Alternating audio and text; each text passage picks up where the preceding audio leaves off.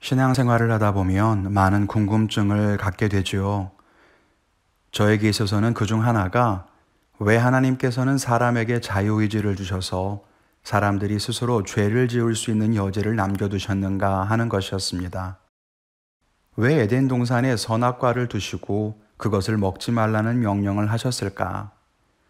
선악과를 아예 두시지 않았거나 먹지 말라는 명령이 없었더라면 사람이 선택의 유혹에서 실수할 리가 없지 않았을까 이런 생각을 많이 하곤 했었죠.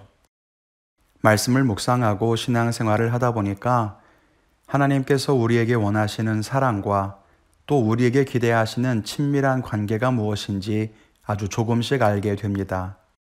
하나님은 기계적으로 사람이 하나님을 사랑할 수밖에 없도록 만들어 놓지는 않으셨습니다. 그것은 진정한 사랑이 아니기 때문이지요. 하나님은 우리가 기쁨과 감사로 하나님께 나아가고 또 세상과 하나님 중에 진심으로 하나님을 사랑하고 하나님 편에 서기를 즐거워하길 원하십니다. 오늘 말씀에는 성도들에게 두 가지 산을 빗대어 이야기합니다. 하나는 구약에 등장하는 신의 산입니다. 18절부터 보면 그 신의 산은 두려운 곳으로 묘사가 됩니다. 불이 붙는 산, 어둠이 있고 폭풍이 있다는 겁니다. 그리고 하나님께서 말씀하시기를 짐승이라도 그 산에 들어가면 돌로 쳐 죽임당할 것이라고 하셨습니다. 그래서 그곳은 무서운 곳입니다. 모세조차도 심히 두렵고 떨린다고 했다 이렇게 말하고 있습니다. 그런데 22절에 보면 다른 산이 등장하는데 그것은 시온산입니다. 이곳은 하나님의 도성이요 천사들과 장자들과 교회가 모이는 곳이랍니다. 메시지 성경에서는 이것을 아예 축제라고 표현했습니다. 기쁨과 은혜가 넘치는 곳이라는 거죠. 이것이 무엇을 대비하는 걸까요?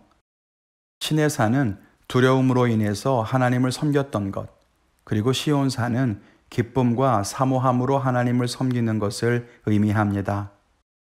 하나님이 두려워서 그 율법을 지키지 않으면 죽임당할까봐 무서워서 율법 조항 하나하나에 매여 하나님이 주시는 기쁨을 누리기보다는 종교 생활에 얽매였던 이전의 신앙생활은 두려움에서 기인한 신앙입니다.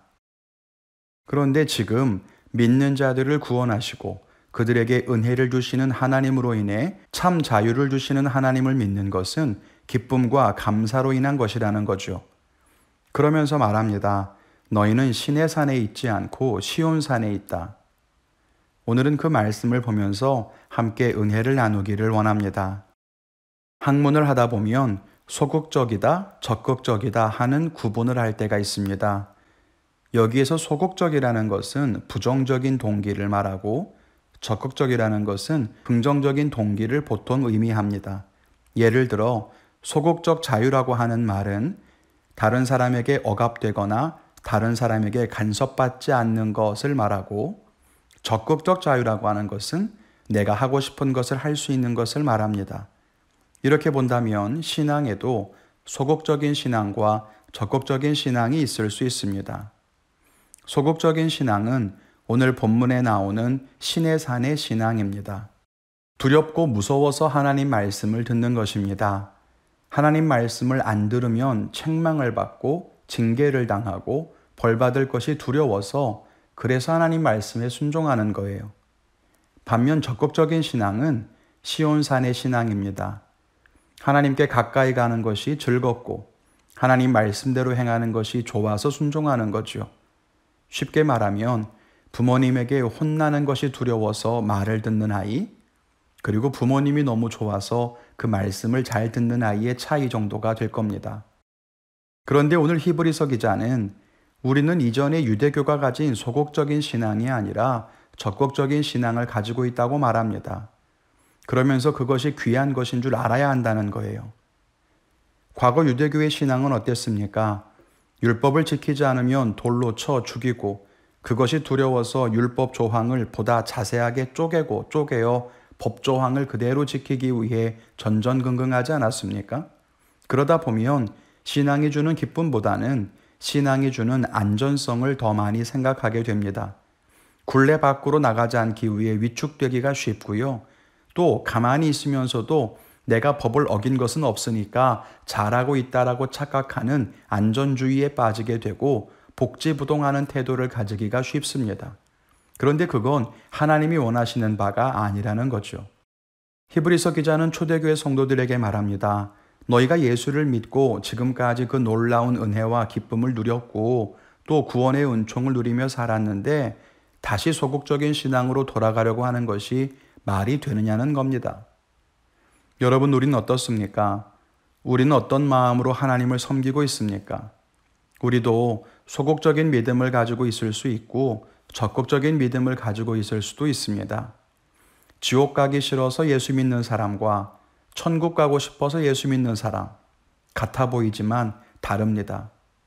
하나님께 벌 받을까 봐 어쩔 수 없이 순종하는 사람과 하나님께 칭찬받으려고 순종하는 사람, 비슷해 보이지만 다릅니다.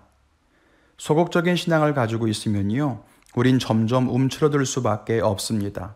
실수하지 않는 것만 생각하고 이 정도면 내가 지옥 가진 않겠지, 벌 받지는 않겠지 하며 만족하고 살 수 있습니다. 적당히 신앙생활하는 거죠. 그러나 적극적인 신앙을 가진 사람은 다릅니다. 하나님을 더 알고 싶어하고 하나님께 더 가까이 가고 싶어하고 하나님 말씀에 순종하기 위해 기꺼이 힘쓸 수 있다는 거예요. 망할까 봐 두려워하며 신앙생활하는 것이 아니라 매 순간 기쁨과 감사로 충만하여 신앙생활을 할 수 있어야 할 겁니다. 그럴 때 우리는 더욱 하나님을 기쁘시게 하는 삶을 살아갈 수가 있습니다. 오늘도 하나님께로 더욱 가까이 나아가고 하나님의 뜻에 합당하게 살아가며 승리할 수 있기를 주님의 이름으로 축원을 드립니다.